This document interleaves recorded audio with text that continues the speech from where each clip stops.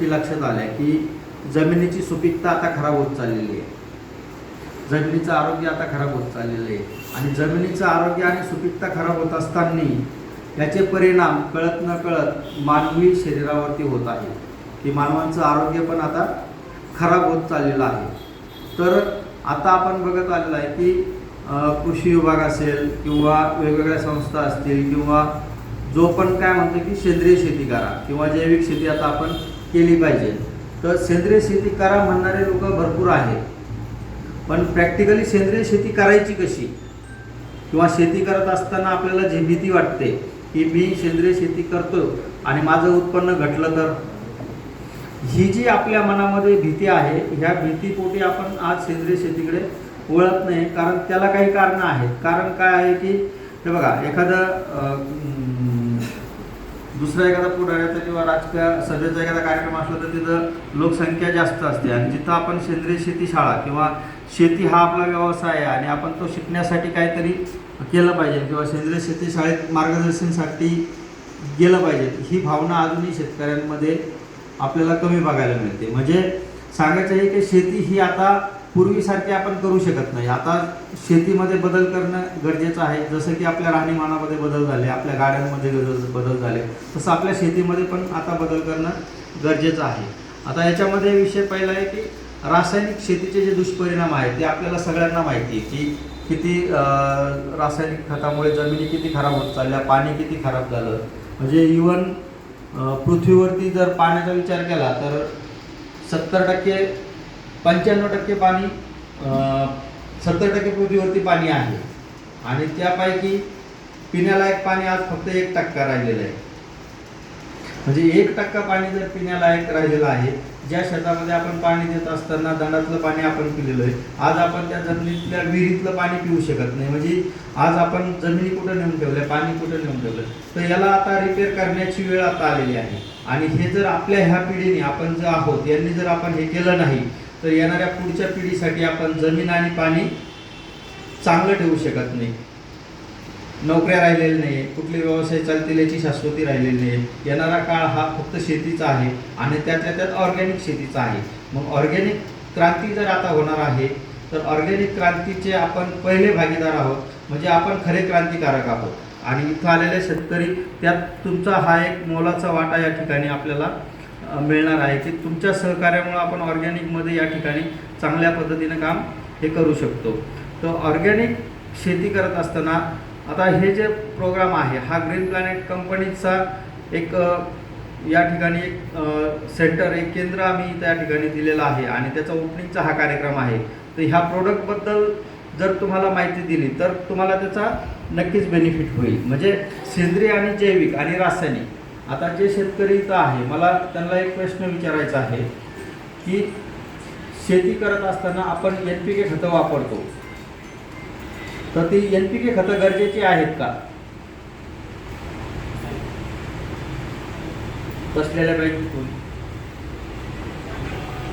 समोर बसलेल्यापैकी NPK खतं आपल्या शेतीला गरजेची आहेत का? परत एकदा वर हात करा. शेतकरी कोण कोण आहे? बरोबर सर.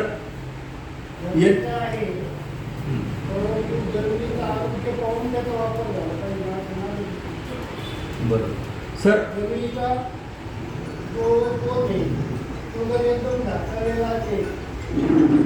तर तुम्ही तुमच्या शेतीचं माती परीक्षण केलं आहे का?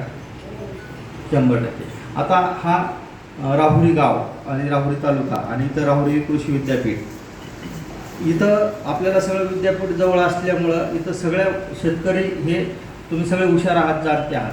तर विषय हा आहे की NPK खताची आपल्याला गरज आहे. तर दुसरा प्रश्न हा आहे की NPK खताची आपल्याला गरज किती आहे? आपण आता समजा कांदे लावतो तुमच्या भागामध्ये, तर कांद्याला ज्यावेळेस आपण खत टाकतो तर आपण फक्त एकमेकाला विचारतो की 10, 26, 26 टाकू की DAP टाकू की पोटॅश टाकू तर किती गोण्या टाकू. म्हणजे तुम्ही मला सांगा का, आता आपण म्हणजे थोडंसं एक उदाहरण म्हणून घेतो, जास्त काही चुकीचं माझं बोलणं वाटलं तर माफ करा. तर विषय हा आहे की तुम्ही आत्ता बोलले की मी माती परीक्षण केलेलं आहे, तर मला सांगा माती परीक्षणच्या रिपोर्टनुसार तुम्ही खतं कधी दिलीत का? हां, म्हणजे महत्त्वाचं काय आहे की जमिनीसाठी NPK खतं गरजेचे आहेत, पण ते किती गरजेची आहे हे देणं, याच्यासाठी माती परीक्षण करणं गरजेचं आहे. ह्या खताची खरं गरज किती आहे पिकाला, पण आपण माती परीक्षण करतो ते फक्त आपण शासकीय योजना राबवण्यासाठी त्याला रिपोर्ट जोडायचा असतो म्हणून आपण माती परीक्षण करतो. पण प्रॅक्टिकली माती परीक्षणमुळं आपल्या जमिनीमध्ये कशाची कमतरता आहे आणि त्यानुसार जर आपण खतं दिली तर आपला खर्च हा कमी होणार आहे. पण नेमकं आपली चुकी अशी होती की आपल्या, आता पूर्वी बघा ना, 10-15 वर्ष जर मागे गेलं तर मला सांगा, आज तुमच्या भागामध्ये एका एकरसाठी कांदा ह्या पिकासाठी किती गोण्या वापरल्या जातात खताच्या? कमीत कमी जास्तीत जास्त किंवा ॲव्हरेज 8 ते 10 गोण्या वापरल्या. आणि हीच गोष्ट जर 2010, 8, 9, 10 तेव्हा किती वापरत होतो आपण? म्हणजे 2 ते 3 गोण्या आपण वापरत होतो तरी आपलं उत्पन्न निघत होतं. आज 8 ते 10 गोण्यावरती गेलो, आपलं आता तरी उत्पादन वाढलं का? आपलं नाही. खतं वाढली, आपलं उत्पादन वाढलं नाही, कारण उलट आपल्या जमिनी खराब झाल्या.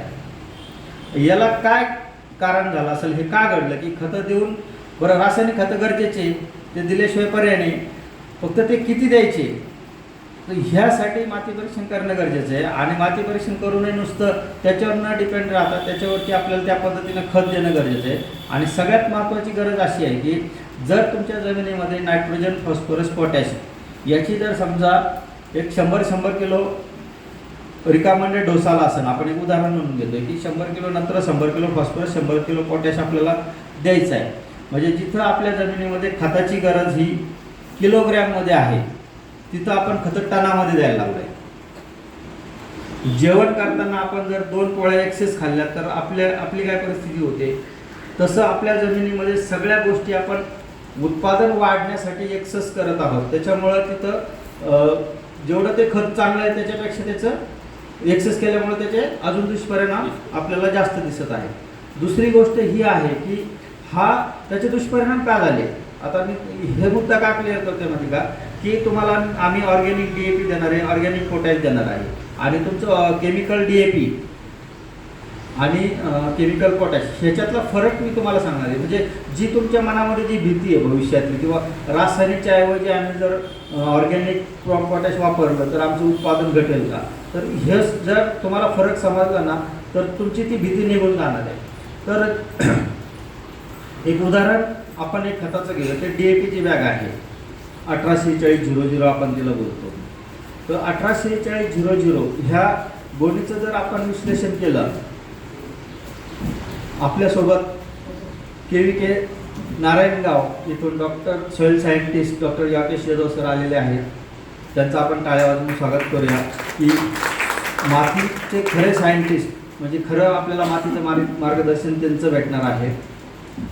तर हा विषय की एक DAPचं जर आपण एक विश्लेषण केलं तर DAPमध्ये 18% नायट्रोजन आणि 46% फॉस्फरस आहे. आणि DAPच्या गोणीचं वजन किती आहे सर? 50 किलो. मग 50 किलो जर DAPचं वजन आहे आणि त्याचं जर टक्केवारीनुसार आपण पर्सेंटेज जर काढलं तर 9 किलो नायट्रोजन आणि 23 किलो आपल्याला फॉस्फरस मिळालं पाहिजे.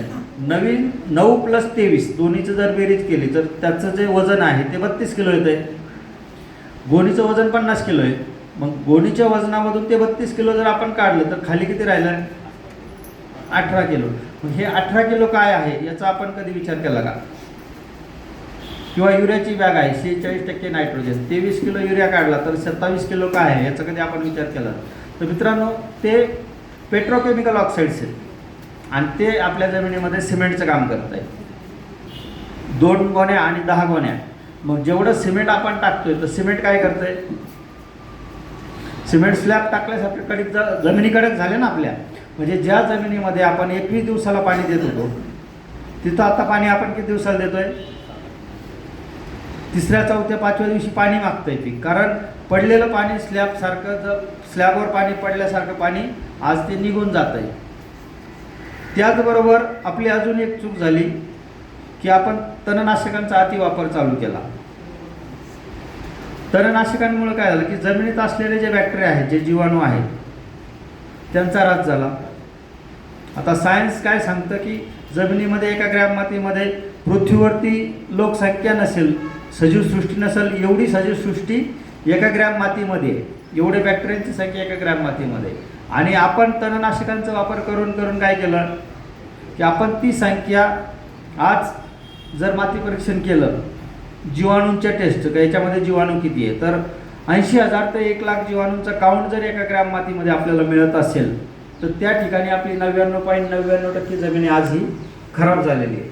आणि जर तुमच्या शेतीमधले मजूरच जर मरून गेले असतील, मग आता मी माझ्या भाषेमध्ये आपल्या एक शेतकरी किंवा आपल्या एक अडाणी भाषेत जर सांगायचं झालं की आपल्याला घरामध्ये आपण किराणा आणलेला आहे आणि आपल्याला 100 लोकांचा कार्यक्रम करायचा आहे जेवणाचा आणि आपल्याकडे आचारीच नसतील, किराणा ऑलरेडी आहे तरी पण आपण अजून किराणाच आणणार का? नाही, आपण आचारी शोधणार. तसं आपल्या जमिनीमध्ये आपण गेली 30 ते 40 वर्षापासून रासायनिक खतं टाकतोय आणि आपल्याला हे सगळ्यांना माहिती आहे की खताचा अपटेक हा फक्त 20% आहे. मग 20% खतं जर लागू होत असेल तर 80% खतं तुमच्या जमिनीमध्ये आज पडलेले आहे. आता मी आमच्या भागामध्ये जेव्हा मी माती परीक्षण केलं तर आमच्या तिकडं सरस फॉस्फरसचं प्रमाण जास्त आहे, पोटॅशचं प्रमाण पण जास्त आहे, फक्त नायट्रोजनची कमतरता आहे. नायट्रोजनची कमतरता काय आहे तर नायट्रोजन हा हवेत लगेच निघून जातो. मग तुमच्या जमिनीमध्ये जर फॉस्फरस भरपूर प्रमाणात आहे, पोटॅश भरपूर प्रमाणात आहे आणि तरी पण आपण तिथून अजून आणून फॉस्फरस आणि पोटॅशच टाकतोय. म्हणजे 1984ला जो सिलेबस BSc ॲग्रीचा बनला असेल आजही तोच सिलेबस आहे. म्हणजे तेव्हा ती त्या काळाची गरज होती रासायनिक खतं, पण आज त्याचा अतिवापरामुळे आपल्याला त्याचे दुष्परिणाम भोगायला लागले. तर ह्या गोष्टीत बदल होणं आता गरजेचं आहे. मग तो बदल होत असताना आपल्याला जर बदल घडवून आणायचा असेल तर आपण त्या गोष्टी शिकल्या पाहिजेत. तर त्या शिकण्यासाठी आपण हा कार्यक्रम ठेवलेला आहे. आता इथं ॲक्च्युली हा प्रोडक्टमध्ये जेव्हा जर सखोल जाणार तर ॲक्च्युली मला स्वतःला बोलायला 4 तास लागतात आणि आपल्याकडे मान्यवर पण भरपूर आहे. तरी पण मी तुम्हाला एक 2-3 प्रोडक्टचं आणि ग्रीन प्लॅनेटचं आणि आमचं तुम्हाला फरक सांगतो. जसं की आता रासायनिक खताच्या DAP मध्ये आपण बघितलं की पेट्रोकेमिकल ऑक्साईड्स आणि आपल्याला पाहिजे तो घटक त्या पटीत आहे. तर त्याच्याऐवजी ऑर्गॅनिक DAP ज्यावेळेस तुम्ही ग्रीन प्लॅनेटचं बघणार तर त्याच्यामध्ये कार्बन 20% आहे, फॉस्फरस 14% आहे, अजून इतर काही गोष्टी त्याच्यामध्ये आहेत. ते आपल्याला सायंटिस्ट यादव सर टेक्निकली ते प्रोडक्ट सांगतील. मग जिथं पेट्रोकेमिकल ऑक्साईड्स होती त्याची जागा ऑर्गॅनिक कार्बनने घेतल्यामुळे काय होणार, जिथं आपल्याला शेणखत मिळत नाही तिथं आपल्या शेणखताला पर्याय म्हणून पण आपल्याला ऑर्गॅनिक कार्बन गेलं, फॉस्फरस त्याच्यातून गेलं, म्हणजे फॉस्फरसची गरज पण पूर्ण झाली. प्लस त्याच्यामध्ये PSB पण आहे. म्हणजे आपल्याला स्पेशल PSB आणून टाकायची गरज आहे का? नाही.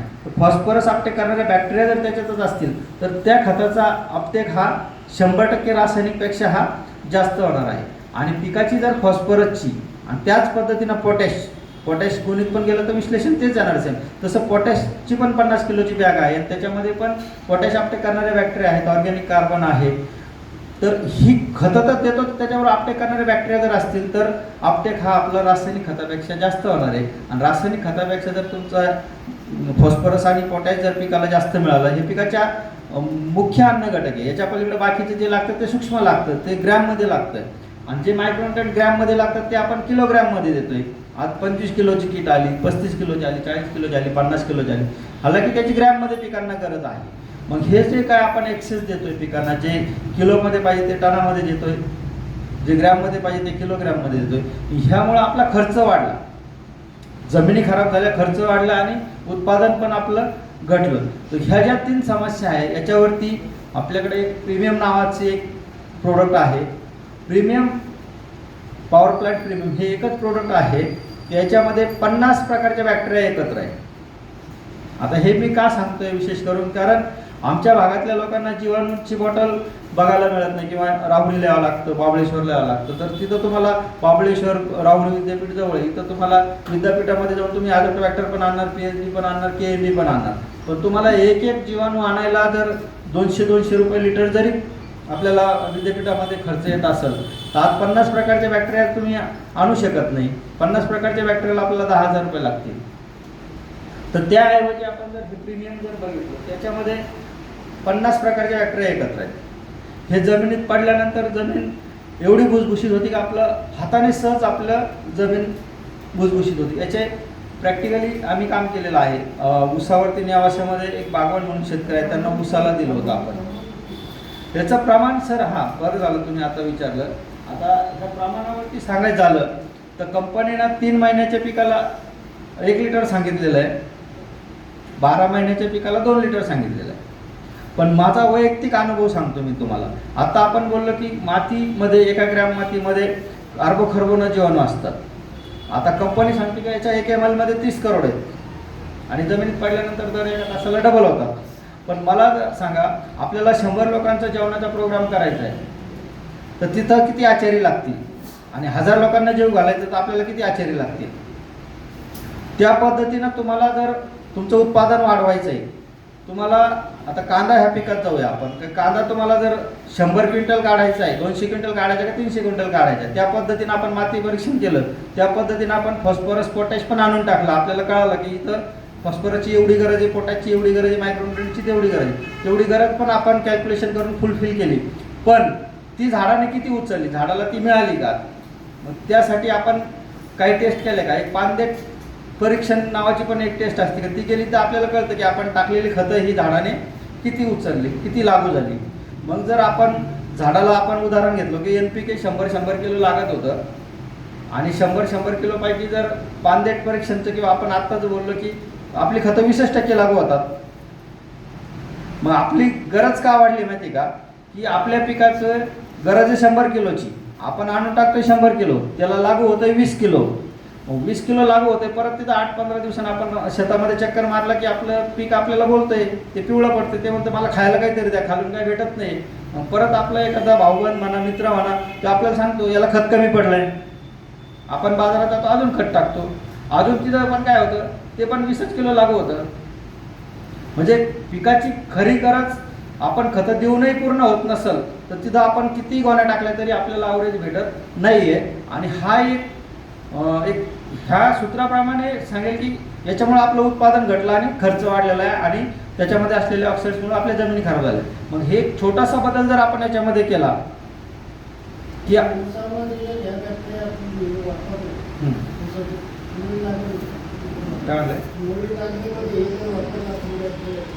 आता हे जे प्रोडक्ट आहे ना, हे प्रोडक्ट आम्ही सांगतो की तुमच्या शेतामध्ये जाण्याच्या अगोदर आम्ही तुमचे प्लॉट व्हिजिटला येण्याच्या अगोदर हे प्रोडक्ट शेतात गेलं पाहिजे, कुठल्याही स्टेजला, कुठल्याही पिकाला. कारण हे जमिनीमध्ये जर गेलं तर हे तुमच्या जमिनीमध्ये बॅक्टेरियाचं काउंट वाढवणार. ऊस असू दे, की तुमचं नारळाचं झाड असू दे, किंवा कोथिंबीर असू द्या, कुठली पण असू द्या, कुठल्याही स्टेजला आपण टाकू शकतो. का? बघा, पिकाच्या 3 स्टेजेस असतात: बाल्य अवस्था, गर्भधारणेची अवस्था आणि हार्वेस्टिंगची अवस्था. आता बाल्य अवस्थेमध्ये आपल्या पिकाची जी स्टेज आहे, आता आपण एक 100 दिवसाचं एक उदाहरणासाठी 100 दिवसाचं त्याच्यावर तुम्ही कॅल्क्युलेशन सगळ्या पिकाचं लावू शकता. तर 100 दिवसाचं पीक आहे कांदा, आणि कांद्याची त्याची पिकाची बाल्य अवस्था 1 ते 35 दिवस ही पिकाची बाल्य अवस्था आहे. तर 1 ते 35 दिवसामध्ये पिकाच्या बाल्य अवस्थेमध्ये त्याला काय खायला लागतं ह्याचं नॉलेज आपल्याकडे पाहिजे. जर आपण शेती करतोय तर आपण ते शिकलं पाहिजे. जर एखादा गावामधला माणूस टेलर काम शिकतोय तर तो कुठंतरी 6 महिने जाऊन त्याचा कोर्स करून येतो आणि मगच तो टेलरिंग चालू करतो. तसं आपल्या शेतीमध्ये आपण अजून ते करायला तयार नाही. तसं 1 ते 35 दिवस ही पिकाची बाल्य अवस्था आहे आणि पहिल्या त्या बाल्य अवस्थेमध्ये पिकाला फक्त नायट्रोजन आणि फॉस्फरस गरजेचं आहे. म्हणून 1840 हे ग्रेड आहे. ग्रेड आता 19 12 61 13 43 13 0 52 34 12 हे जे एवढे ग्रेड येण्याचं कारण काय आहे की पिकाच्या स्टेजेसनुसार त्याला ग्रेड गरजेचे आहे. म्हणजे 1 ते 65 दिवस हा N आणि P म्हणजे नायट्रोजन आणि फॉस्फरस ही 2 घटक पहिल्या बाल्य अवस्थेत लागतात. त्याच्यानंतर 35 ते 65 दिवसाचा जो पिरियड आहे याच्यामध्ये पिकाला NPK तिन्ही पण कंटेंट लागतात. मग त्यावेळेस आपल्याला काय करणं आहे की फॉस्फरस पोटॅश हे पण देणं आहे, नायट्रोजन पण देणं आहे. मग ते देत असताना ते उचल होणं पण गरजेचं आहे. इनिशियल स्टेजला दिलं फॉस्फरस अपटेकसाठी पण हे देणं गरजेचं आहे. मिडियम स्टेजला पण देणं गरजेचं आहे. आणि ज्यावेळेस आपण हार्वेस्टिंगच्या पिरियडला जातो 65 दिवसाच्या पुढे जेव्हा जातो आपण, तेव्हा आपण नायट्रोजन देत नाही पिकाला, फक्त फॉस्फरस आणि पोटॅश हा आपण कुठल्याही पिकाला, आता तुमच्याकडे टरबूज लावत असेल तर शेवटच्या स्टेजला आपण फुगवणीसाठी पोटॅश वापरतो. मग 05234 वापरतो. मग 05234 म्हणजे काय तर फॉस्फरस आणि पोटॅश, 005 म्हणजे काय पोटॅश. मग ऊसाला पण आपण शेवटच्या स्टेजला जर फुगवणीसाठी जर फॉस्फरस आणि पोटॅश देत असेल आणि त्याचा स्वतःचा गुणधर्म असा आहे की आज समजा NPK चे 3 मॉलिक्यूल सेकंडरी 3 मॉलिक्यूल आणि मायक्रोन्यूट्रियंटचे 16 मॉलिक्यूल. या सगळ्या मॉलिक्यूलचा विचार जर आपण केला, त्याच्यामध्ये फॉस्फरस हा असा घटक आहे की तो सहजासहजी तो हलत नाही, सहजासहजी तो लागू होत नाही. हे लिक्विडमध्ये. हां, आता याला देण्याच्या 3 पद्धती. ओके, तर याचा फायदा तुम्हाला कुठल्याही स्टेजला होणार हे लक्षात आलं. तर याला देण्याच्या पद्धती 3 आहे. तुमच्याकडे एक प्युअर आपल्याला शेणखत गांडूळ खत काही असेल, त्याच्यामध्ये हे आपण जसं गव्हाला पाणी लावतो शेवाय करताना, तर तुम्ही ते एक तुम्हाला एक अंदाज पाहिजे की 20-25 टोपले शेणखत आपल्याला फेकायला शेतामध्ये लागेल. त्याच्यामध्ये हे तुम्ही एक रात्रभर आदल्या दिवशी लावा, रात्रभर ठेवा, सकाळी फेकून द्या. ड्रीप असेल तर अतिउत्तम, तुम्ही ड्रीपने लगेच सोडू शकता. तिसरा पर्याय, पाठीवरच्या पंपामध्ये टाकून त्याचं नौजल काढून आपण डायरेक्ट शेतामध्ये पण जमीन ओली असताना आपण स्प्रे करू शकतो. किंवा ज्यावेळेस आपण पाट पाणी देतोय त्यावेळेस जिथं दांड आहे आपल्याला, आता बेऱ्याच्या ठिकाणी आपण एक 200 लिटरच्या बॅरलमध्ये टाकून त्याला एक कॉक सिस्टम करून आपण पाण्यामधून पण ते पाण्याबरोबर हे देऊ शकतो. हा एक प्रॅक्टिसचा भाग आहे. काय होईल की कधी कधी समजा 1 एकरला आपल्याला ही बॉटल संपवायची होती, ती कदाचित 30 गुंठ्याला संपल, कदाचित 1 एकरला देऊन उरल, पण ती एकदा दोनदा दिल्यानंतर तुमचे ते प्रॅक्टिस न होऊन जाईल की आपण एवढं पाणी देण्यासाठी आपल्याला नेमकं 200 लिटरमध्ये द्यायला लागेल की 300 लिटर पाणी द्यायला लागेल. म्हणजे देण्याच्या पद्धती तुम्हाला याच्या सगळ्या कळतील. प्रोडक्टबद्दल तुम्हाला हेच आहे की याच्यामध्ये 50 प्रकारचे बॅक्टेरिया, कुठल्याही पिकाला तुम्ही टाका, तुमची जमीन भुसभुशीत होणार, तुमचं खताचा आपटेक होणार. खताचा आपटेक झाला म्हणजे तुमचं उत्पन्न हे वाढणार. तुम्ही रासायनिक DAP जरी वापरलेली असली तरी तुम्ही तिथे हे वापरू शकता, कारण त्याच्यातला फॉस्फरस आणि पोटॅश आपटेक करणाऱ्या बॅक्टेरिया याच्यामध्ये आहे, मायक्रोन्यूट्रिएंट आपटेक करणारे बॅक्टेरिया याच्यामध्ये आहे. त्याच्याबरोबर अजून पिकाच्या वाढीसाठी काही बॅक्टेरिया लागतात. त्याच्यानंतर आपल्याकडं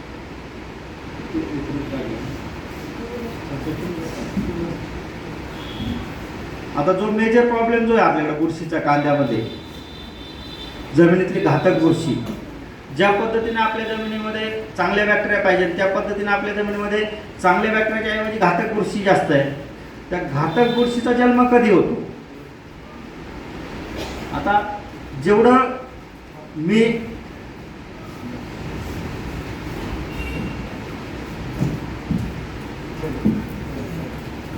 आपण कुठलेही बियाणं आपण लावतो, आता तुम्ही बाजारातून बियाण्याचे पॅकेट आणता, त्या पॅकेटवरती लिहिलेलं असतं जर्मिनेशन 65%. मग कंपनीनं जर पॅकेटवरती लिहिलेलं आहे 65%, तर मला सांगा त्याच्यामध्ये 35% बियाणं बोगस आहे का?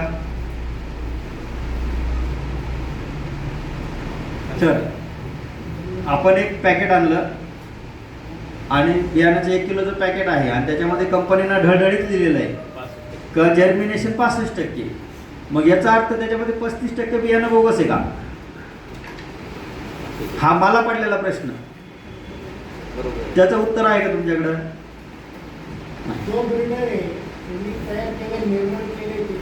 हां हां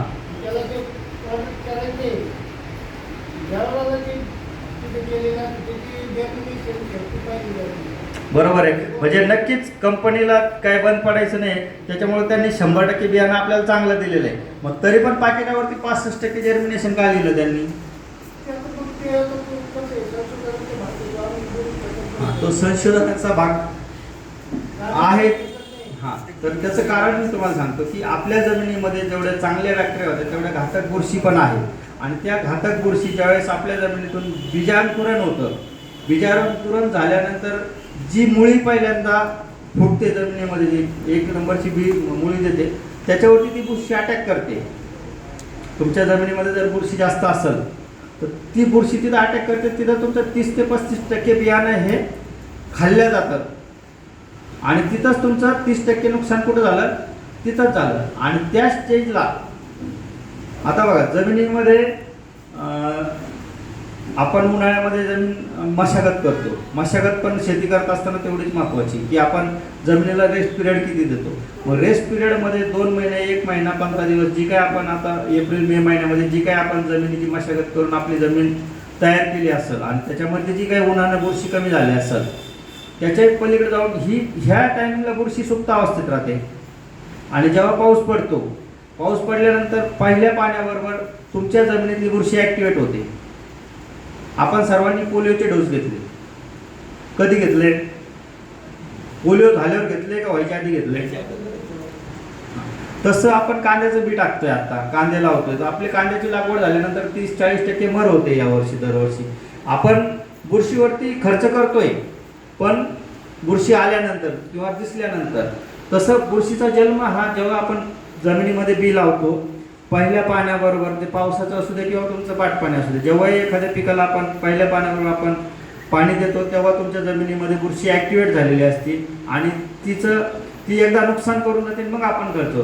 तर अशा वेळेस मित्रांनो, हे एक रूट गार्ड नावाचं प्रोडक्ट आहे आपल्याकडे, की हे तुम्ही बेसल डोसमध्ये जर सुरुवातीला दिलं तर मी तुम्हाला 100% हमी देईल की आता